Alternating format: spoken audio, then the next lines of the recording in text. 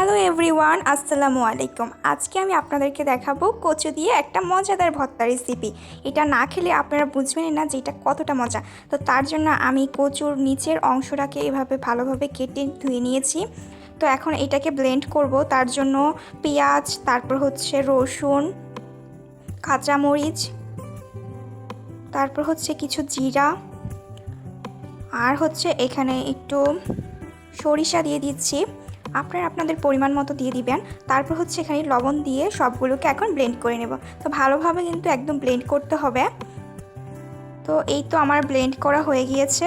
এখন আমি এটা একটা কড়াইয়ে সরিষার তেল দিয়ে এটাকে ভুনা করে নেব। আসলে একটু কাঁচা খেলে এটা কুটকুটাতে পারে গলা, তার জন্য আমি একটু ভেজে নিচ্ছি এটা। তাহলে কুটকুটাবে না আর খেতে গলা চুলকাবে না।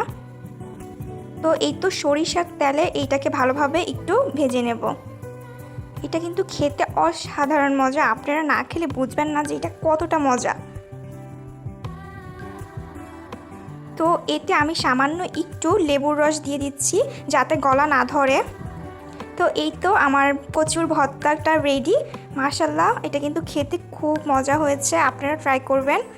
তো এই তো গরম ভাতের সাথে এই কচুর ভর্তাটা খেতে যা অসাধারণ মজা, আপনারা না খেলে বুঝবেন না। তো ভিডিওটি ভালো লেগে থাকলে অবশ্যই লাইক দিতে ভুলবেন না কিন্তু।